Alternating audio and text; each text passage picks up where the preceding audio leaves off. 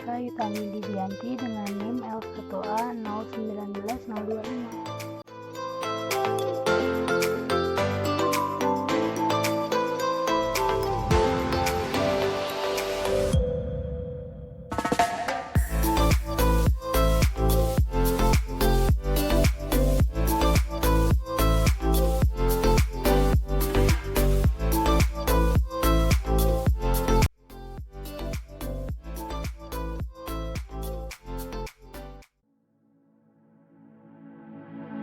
Halo semuanya, perkenalkan nama saya Azmia, NIM L1A 018027.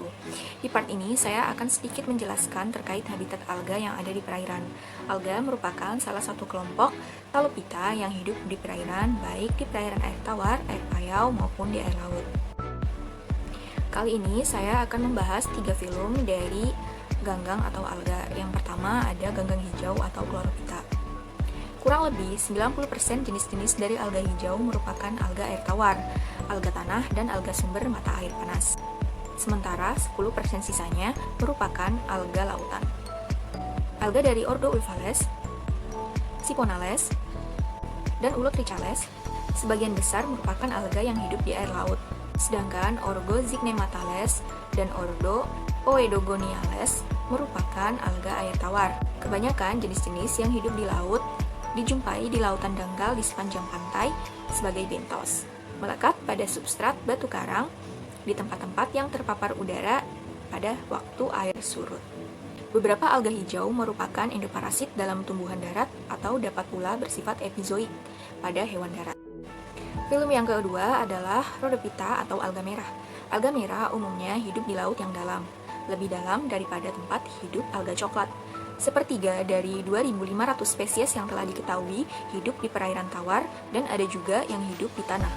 Biasanya organisme ini merupakan penyusun terumbu karang di laut dalam. Alga merah berperan penting dalam pembentukan endapan kapur baik di lautan maupun di perairan tawar. Meskipun film ini ditemukan di seluruh garis lintang, tetapi kelimpahan terbesar dan jumlah jenis yang terbanyak terdapat di ekuator. Jenis-jenis yang hidup di daerah beriklim sedang talusnya berukuran besar dan lebih berdaging, sedangkan yang hidup di perairan tropis ukurannya lebih kecil. Alga merah mempunyai kemampuan untuk hidup di kedalaman yang lebih besar daripada alga dari film yang lain. Ia dapat hidup sampai kedalaman 200 meter. Kemampuan ini berkaitan dengan pigmen aksesoris yang dimilikinya. Kurang lebih ada 200 spesies dari alga merah yang hidup di perairan tawar yang mengalir, tetapi ukurannya tidak mencapai sebesar alga yang ada di laut. Yang ketiga dari film Phaeophyta atau alga coklat. Alga coklat umumnya hidup di laut, terutama laut yang bersuhu agak dingin dan sedang. Hanya ada beberapa jenis alga coklat yang hidup di air tawar. Di daerah subtropis, alga coklat hidup di daerah intertidal, yaitu hidup di daerah litoral sampai sublitoral.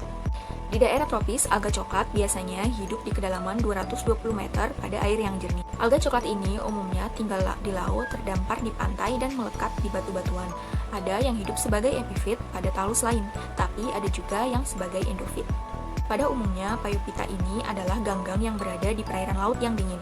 Mereka adalah elemen yang mendominasi dalam flora pesisir dari Arktik dan Antartika laut.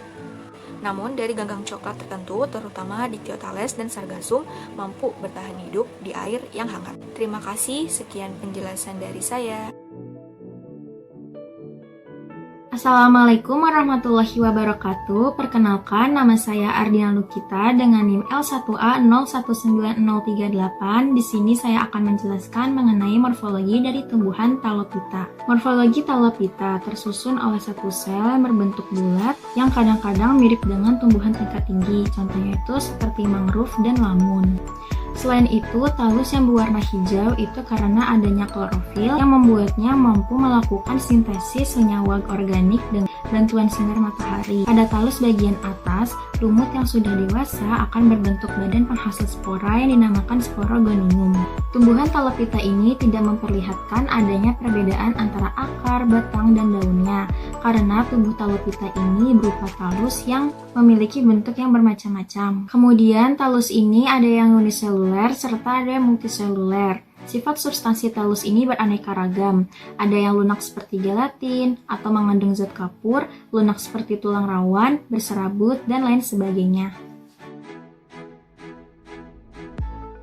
Halo semua, perkenalkan nama saya Lisa Andini, NIM saya L1A 019 Saya dari Prodi Manajemen Sumber Daya Perairan 2019. Fisiologi talopita.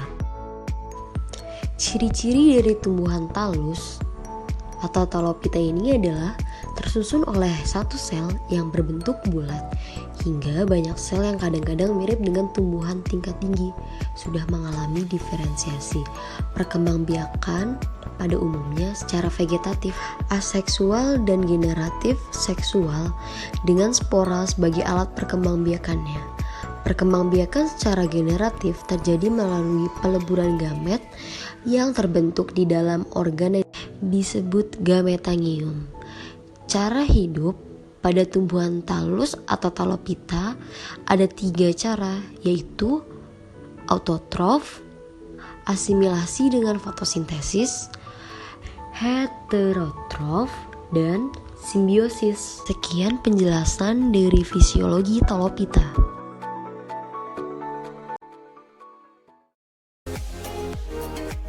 Adaptasi talopita. Adaptasi talopita bisa dilakukan dengan berbagai cara. Yang pertama, talopita memiliki warna yang tidak selalu tetap. Kadang-kadang berwarna abu-abu, merah, hijau, atau coklat. Perubahan warna sering terjadi hanya karena faktor lingkungan, yang tergantung pada lokasinya, pigmentasi, dan panjang gelombang cahaya yang tersedia. Yang kedua, talopita juga beradaptasi pada lingkungan laut dengan kadar salinitas rendah atau perairan payau sampai salinitas tinggi. Yang ketiga, talopita dapat beradaptasi dengan baik di tempat gelap karena beberapa jenis organismenya menggunakan senyawa organik sebagai sumber karbon, jadi berubah dan metabolisme fotosintesis menjadi satu metabolisme pernapasan, dan perubahan ini bergantung pada keberadaan matahari.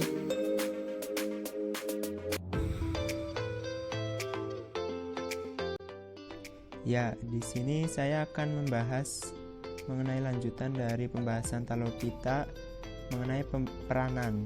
Peranan itu dibagi menjadi 2, peranan menguntungkan dan peranan merugikan. Untuk peranan yang pertama dari algae, untuk menguntungkannya sendiri itu dapat dipakai untuk makanan, seperti contohnya ulva dan chlorella. Yang kedua, pembuatan plastik, kosmetik, dan tekstil. Yang ketiga, penghasil agar-agar. Kemudian untuk peranan merugikannya dari subdivisi algae, yang pertama dapat mengganggu pada perairan jika pertumbuhannya tidak terkendalikan. Yang kedua, dapat menyebabkan kerapuhan pada beton. Yang kedua, ada jamur atau fungi.